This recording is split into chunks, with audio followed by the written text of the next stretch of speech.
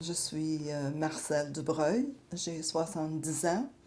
J'ai eu des problèmes de fibrillation, ça a commencé il y a 4 ans. Et depuis, avec des interventions, présentement, j'ai un pacemaker. Puis je me trouve très bien.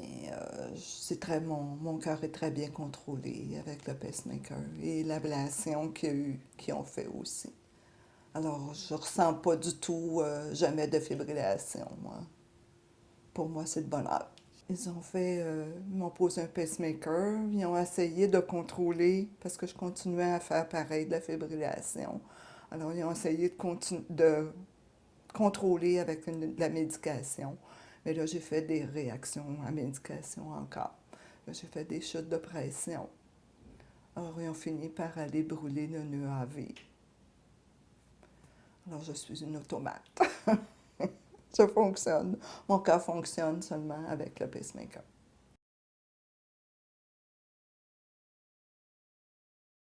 Je revenais d'un souper chez des amis. On avait bu du vin, comme normalement on va prendre, là. Et puis, en me couchant, j'ai commencé à sentir mon cœur qui débattait. J'ai réussi à m'endormir. Le lendemain, c'était encore pareil. Alors, je suis allée à la pharmacie prendre des pulsations. L'appareil indiquait 0 parce que mon cœur allait trop vite, il n'était pas capable de capter la vitesse du cœur. Moi, j'ai pensé que l'appareil était défectueux.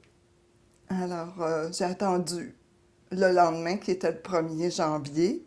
Je suis retournée à la pharmacie, mais j'étais encore à 0. Alors là, j'ai décidé d'aller consulter à l'Institut de cardiologie. Puis c'est là qu'ils m'ont dit que c'était de la fibrillation, puis que j'aurais pas dû attendre 48 heures.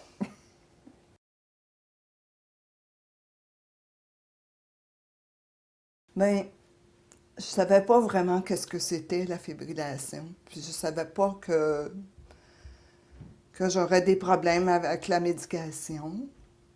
Alors au début, c'était correct, la médication faisait son travail. Mais par contre, quelques mois plus tard, c'est revenu. Puis on a rajouté une autre médication, c'est revenu encore. C'était difficile. C'est surtout stressant. D'abord, je vis toute seule, alors je me retrouvais devant ce fait-là, là, où je me sentais énervée, j'avais beau essayer de me calmer, de faire un peu de méditation ou de relaxation, mais je n'étais pas capable. C'était plus fort que moi. Puis de toujours, ben là, demander quelqu'un, viens me reconduire à l'hôpital, parce que une fois je suis allée, j'ai conduit, puis on m'a dit, vous faites pas ça, madame, c'est très dangereux. Alors, c'est de dépendre des autres. Quand tu es une personne autonome, puis que tu te débrouilles toujours toute seule, puis là, tu es obligé d'attendre après tout le monde. Ça, c'est difficile.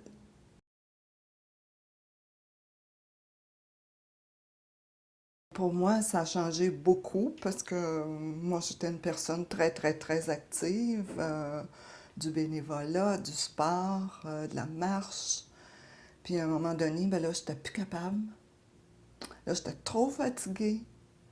Puis ça, là, j'ai vraiment été obligée de le mettre de côté parce que j'étais plus capable. Ça, c'était beaucoup pour moi. Moi, je partais en ski de fond, puis j'oubliais tous les problèmes. Je m'en vais puis dans la nature, puis c'est beaucoup. Le vélo, c'est la même chose. Peut-être qu'un jour, je pourrais retourner, mais pour le moment, je peux pas.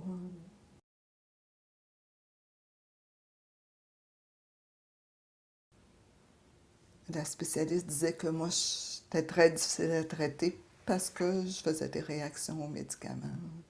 Elle était rendu que ça ne savait plus quel médicament me donner. Maintenant, j'ai plus aucun médicament sauf le Coumadin. Je trouve ça très, très facile. J'ai pas de problème avec ça. Je vais prendre les quantités qu'on me donne. Il y a toujours une séquence que tu répètes. Comme moi, c'est une séquence de 3 jours. Alors, après 3 jours, je recommence ma séquence jusqu'à temps que j'aille faire vérifier, qui est normalement 6, 8 semaines. Mais pour moi, c'est pas un problème.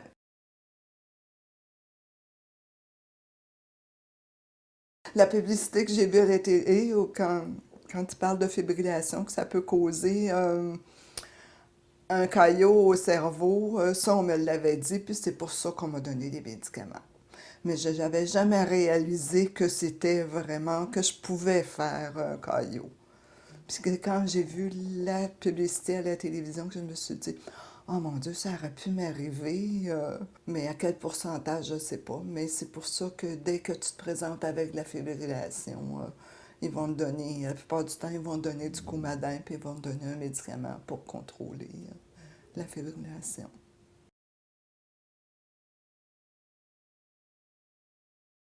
Tu veux vraiment que tu réalises quand tu n'as jamais rien eu, tu ne sais pas qu'est-ce qui t'arrive.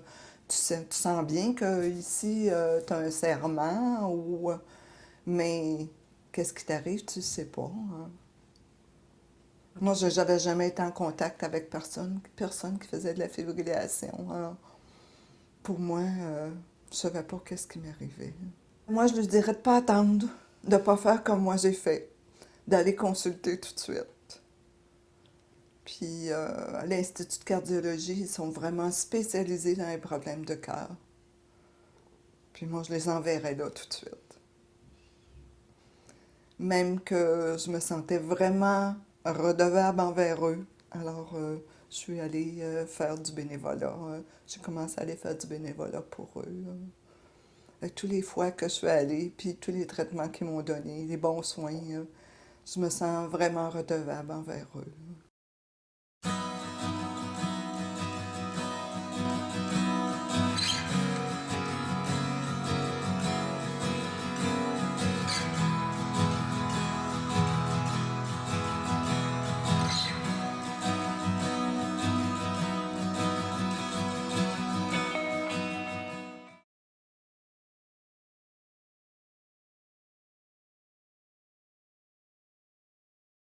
Je suis Marcelle Dubreuil, j'ai 70 ans. J'ai eu des problèmes de fibrillation, ça a commencé il y a 4 ans.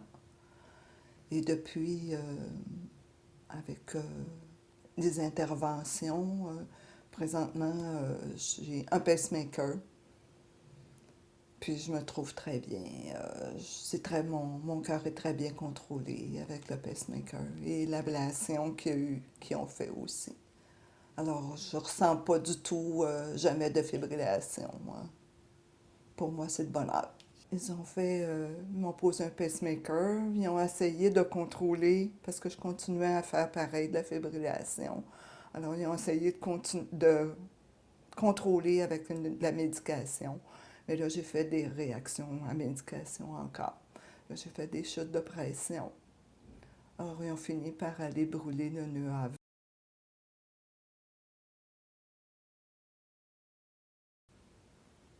La spécialiste disait que moi, j'étais très difficile à traiter parce que je faisais des réactions aux médicaments.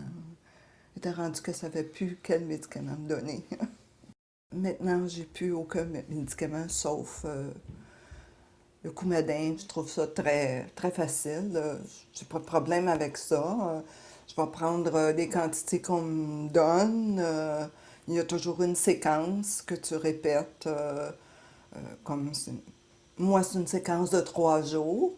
Alors, après 3 jours, je recommence ma séquence jusqu'à temps que j'aille faire vérifier, qui est normalement 6, 8 semaines. Mais pour moi, c'est pas un problème.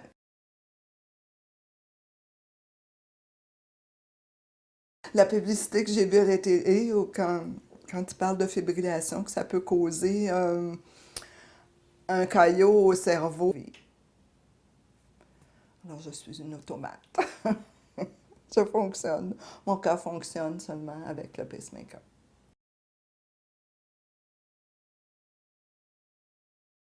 Je revenais d'un souper chez des amis. On avait bu du vin. comme normalement on va prendre, là. Et puis, en me couchant, j'ai commencé à sentir mon cœur qui débattait. J'ai réussi à m'endormir. Le lendemain, c'était encore pareil.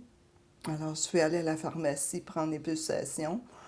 L'appareil indiquait 0 parce que mon cœur allait trop vite, il n'était pas capable de capter la vitesse du cœur. Moi, j'ai pensé que l'appareil était défectueux. Alors, j'ai attendu le lendemain, qui était le 1er janvier. Je suis retournée à la pharmacie, mais j'étais encore à 0. Alors là, j'ai décidé d'aller consulter à l'Institut de cardiologie. Puis c'est là qu'ils m'ont dit que c'était de la fibrillation, puis que j'aurais pas dû attendre 48 heures.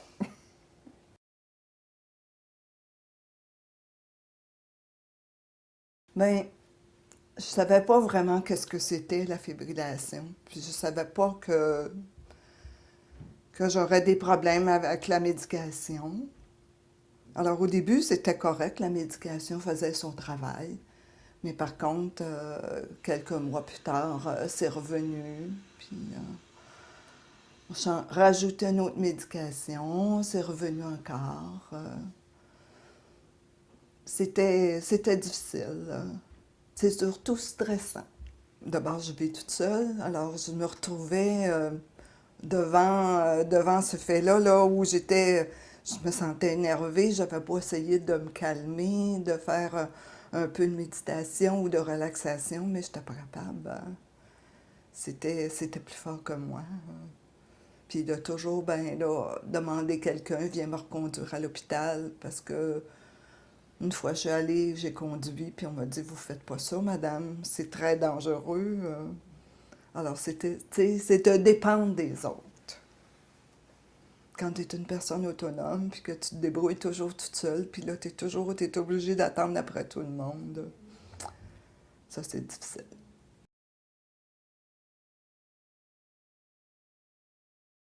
Pour moi, ça a changé beaucoup parce que moi, j'étais une personne très, très, très active. Du bénévolat, du sport, de la marche. Puis à un moment donné, ben là, j'étais plus capable. Là, j'étais trop fatiguée. Puis ça, là, j'ai vraiment été obligée de le mettre de côté parce que j'étais plus capable. Ça, c'était beaucoup pour moi. Moi, je partais en ski de fond, puis j'oubliais tous les problèmes. Je m'en vais puis dans la nature, puis c'est beaucoup. Le vélo, c'est la même chose. Peut-être qu'un jour, je pourrais retourner, mais pour le moment, je peux pas.